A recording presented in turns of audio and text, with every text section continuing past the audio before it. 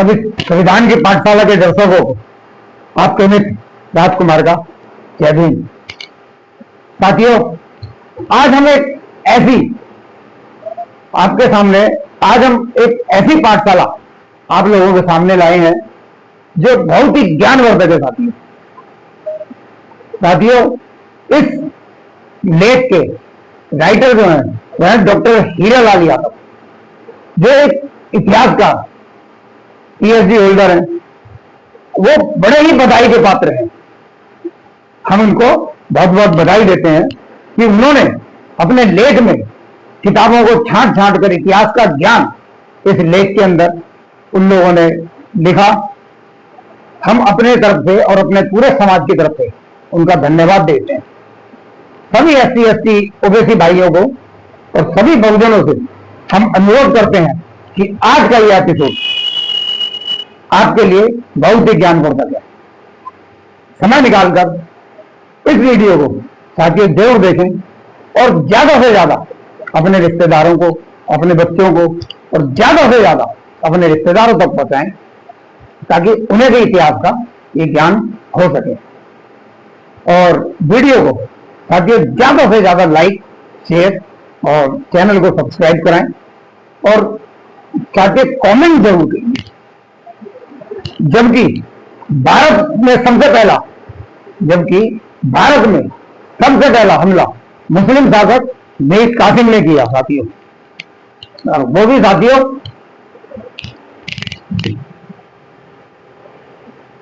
712 ईस्वी में। कब? 712 ईस्वी में। साथियों कॉपी और पेन लेकर जरूर बैठ जाए, क्योंकि इसमें जो भी मैंने डेटे दी हैं और जो इस इतिहास के अंदर वो डेटे दर्ज हैं साथियों। उसके बाद साथियों महमूद गजनवी आया, उसके बाद मोहम्मद गोरी आए, उसके बाद चंगेज खान ने हमला किया, फिर कुतुबुद्दीन ऐबक, उसके बाद गुलाम वंश, उसके बाद तुगलक वंश, उसके बाद साथियों खिलजी वंश। खिलजी वंश के टाइम में जब नालंदा यूनिवर्सिटी और तक्षशिला यूनिवर्सिटी, जितनी भी यूनिवर्सिटियां थी बौद्धिस्ट यूनिवर्सिटियां, उनको जलाया गया। उसके बाद साथियों आया लोधी वंश, फिर आया मुगल शासक। साथियों मुगल शासक, इन वंशों के बाद में मुगल शासक आया। ये मुसलमान नहीं थे, मुगल एक रेस है या वंश का नाम है। और मुगल वंशों ने भारत पर राज किया, खूब अत्याचार किया साथियों। उस टाइम भी बहुत अच्छा अत्याचार हुआ मूल निवासियों पर, मगर ब्राह्मणों ने कोई क्रांति या आंदोलन नहीं चलाया। 850 साल मुगलों ने राज किया, मगर कोई भी आंदोलन ब्राह्मणों ने या इनके समर्थकों ने, हिंदुओं ने कोई आंदोलन नहीं चलाया साथियों। जानिए क्रांति और स्वतंत्रता का आंदोलन की वजह, ये आंदोलन की वजह साथियों क्यों पड़ी, जो कि अंग्रेजों के टाइम में जो आंदोलन की जरूरत पड़ी वो क्यों पड़ी साथियों। अंग्रेजों ने 1795 में साथियों एक अधिनियम 11 द्वारा शूद्रों को संपत्ति रखने का अधिकार दिया। एक कानून बना है जिसमें जो शूद्र था, अंग्रेजों ने देखा कि इनकी तो बहुत बुरी हालत है, आधे से ज्यादा जनसंख्या भारत की इस हालत में रहती है कि ना तो उनको घर रखने का अधिकार है, ना ही उनको संपत्ति रखने का अधिकार है। तो साथियों सबसे पहला 1795 में अधिनियम 11 द्वारा अंग्रेजों ने इसे संपत्ति रखने का शूद्र साथियों ध्यान रखना, अंत्यज नहीं, शूद्रों को, जो ओबीसी वर्ग है साथियों, उनको संपत्ति रखने का अधिकार दिया। 1773 में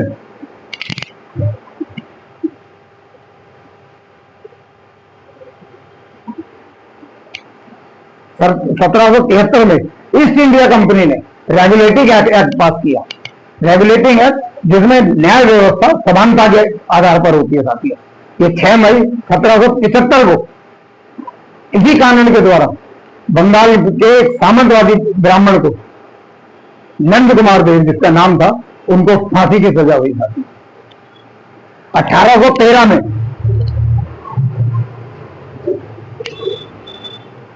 साथियों इतना क्या लिखूंगा, नोट कर लेना। 1813 में ब्रिटिश सरकार ने कानून बनाकर शिक्षा ग्रहण करने का सभी को, सभी जाति धर्मों को और वर्ण के लोगों को सबको शिक्षा का अधिकार दिया। 1813 में जात प्रथा का अंत कानून बनाकर किया। ये सब अंग्रेजों ने किया साथियों। 1817 में समान संहिता कानून बनाया। 1817 से पहले सजा का प्रावधान वर्ण के आधार पर वर्ण, ब्राह्मण, क्षत्रिय, वैश्य, शूद्र, इस आधार पर था। ब्राह्मणों को कोई सजा नहीं होती थी साथियों। शूद्रों को कठोर से कठोर दंड दिया जाता था, ब्राह्मणों को बिल्कुल सजा नहीं होती थी। 1819 में अधिनियम द्वारा ब्राह्मणों द्वारा शूद्रों की स्त्रियों का जो शुद्धिकरण होता था, उस पर साथियों कानून बनाकर रोक लगाई। शूद्रों की शादी होने पर दुल्हन को, यानी लड़की को, दूल्हे के घर ना जाकर कम से कम 3 रात ब्राह्मणों के घर शारीरिक सेवा देनी पड़ती थी। ये कानून अंग्रेजों ने साथियों आगे रखाया। नर बलि प्रथा 1830 में इसकी रोक लगाई साथियों, ये भी अंग्रेजों ने लगाई। देवी देवताओं को प्रसन्न करने के लिए ब्राह्मण, देवी देवताओं को प्रसन्न करने के लिए ब्राह्मण शूद्रों की, स्त्रियों की, बच्चों की, पुरुषों दोनों को मंदिर में सर पटक कर साथियों बलि चढ़ा दिया करते थे। इस कानून को 1830 में अंग्रेजों ने इसको कानून बनाकर रोका। 1835 में अधिनियम 87 द्वारा सरकारी सेवा में भेदभाव पर रोक, अर्थात योग्यता के आधार पर सेवा का आधार स्वीकार किया गया। मतलब जैसी जिसकी योग्यता होगी उसके आधार पर अंग्रेजों ने कानून बनाया। पहले तो कोई कानून था नहीं। तथा कंपनियों के अधीन जो कंपनियां थी उनके अधीन किसी भारतीय नागरिक को जन्म स्थान, धर्म, जाति, रंग के आधार पर पद से वंचित नहीं किया जाता था, किया जाएगा। इसलिए 1835 में एक कानून बनाया गया साथियों। 1834 में पहला भारतीय विधि आयोग का गठन। 1834 में पहला भारतीय विधि आयोग कानून बनाने की व्यवस्था जाति, वर्ण, धर्म, क्षेत्र की भावनाओं से ऊपर उठकर आयोग का मुख्य उद्देश्य था, ताकि वो धर्म, जाति, रंग भेद सबसे ऊपर उठ के उसका एक आयोग ऐसा बनाया कि उसका मुख्य उद्देश्य वही था। 1835 में साथियों प्रथम जो पुत्र पैदा होता था उसको गंगा दान देने पर अंग्रेजों ने रोक लगाई। पहले क्या होता था कि जो भी शूद्रों का जो मूल्यवासी थे, SC ST ओबीसी लोग, उनके जो पहला पुत्र होता था, पहले पुत्र को उठा के गंगा में फेंक दिया जाता था ताकि वो बलिष्ठ ना हो और ब्राह्मणों के साथियों उनसे लड़ ना पाए। ब्राह्मणों ने नियम बनाया कि शूद्रों के घर यदि पहला बच्चा पैदा हो तो उसे गंगा में फेंक देना चाहिए।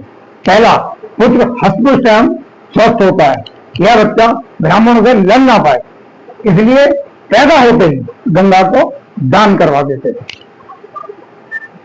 7 मार्च 1835 को लॉर्ड मेकाले ने शिक्षा नीति राज्य का विषय बनाया।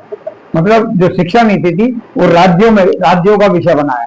पहले शिक्षा नीति सबके लिए शिक्षा का अधिकार नहीं था साथियों, जब राज्यों के लिए बना दिया तो सबको अधिकार साथियों मिल गया। और अंग्रेजी भाषा को उच्च शिक्षा का माध्यम बनाया। जो अंग्रेजी थी वो सबके लिए कंपलसरी कर दी गई और उच्च शिक्षा मतलब ज्यादा ऊंची शिक्षाएं लेंगे तो अंग्रेजी कंपलसरी होता है। 1835 में ही कानून बनाकर अंग्रेजों ने शूद्रों को कुर्सी पर बैठने का अधिकार दिया। दिसंबर 1829 के नियम 17 द्वारा विधवाओं को जलाना अवैध घोषित कर सती प्रथा का अंत किया। यानी 1829 से पहले साथियों सती प्रथा थी। 1829 से पहले सती प्रथा थी, जो 1829 में एक कानून बनाकर अधिनियम 17 द्वारा उनको जलाना अवैध घोषित किया, देवदासी प्रथा पर रोक लगाई गई। ब्राह्मणों के कहने से शूद्र अपनी लड़कियों को मंदिरों की सेवा के लिए दान कर देते थे। मंदिर के पुजारी उनका शारीरिक शोषण करते थे और उस पर जो उनसे बच्चे पैदा होते थे उनको साथी या तो फेंक देते थे और उस बच्चे का नाम लिखते थे हरिजन। हरिजन नाम जो था उस बच्चे का नाम दिया, पर ऐसा नहीं है। पर ये ठीक है, जो लिखा उसको तो इतिहास को तो वो करना पड़ेगा। 1921 में जातिवार जनगणना के आंकड़े के अनुसार अकेले मद्रास में कुल 4 करोड़ 23 लाख थी। कौन जाती है? ये देवदासियां, जिसमें 2 लाख तो देवदासियां थी, मतलब मंदिरों में पड़ी रहती थी। 2 लाख देवदासियां, 4 करोड़ 23 लाख थी, पर 2 लाख देवदासियां ऐसी थी जो मंदिरों में पड़ी रहती थी। अब लगा लो साथी, जब मंदिरों में इतनी जनसंख्या होगी तो उनका क्या हाल होगा। यह प्रथा अभी भी दक्षिण के मंदिरों में आप देखेंगे, मद्रास की तरफ, साउथ की तरफ, ये अभी भी देखने को आपको मिलेगी। 1837 में अधिनियम द्वारा ठगी प्रथा का अंत किया। जो लोगों को ठग लिया जाता था, तरह तरह के झूठ सच बोल बाल के उस व्यवस्था का अंत किया। 1849 में कलकत्ता में एक बालिका विद्यालय को बालिका लड़कियों के लिए स्कूल जाती, लड़कियों के लिए कोई स्कूल नहीं होता था, कन्या विद्यालय कोई नहीं हुआ करता था।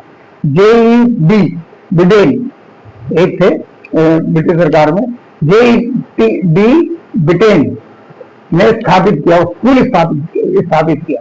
1854 में अंग्रेजों ने 3 विश्वविद्यालय अंग्रेजों ने 1853 में कलकत्ता, मद्रास और बॉम्बे में स्थापित किए।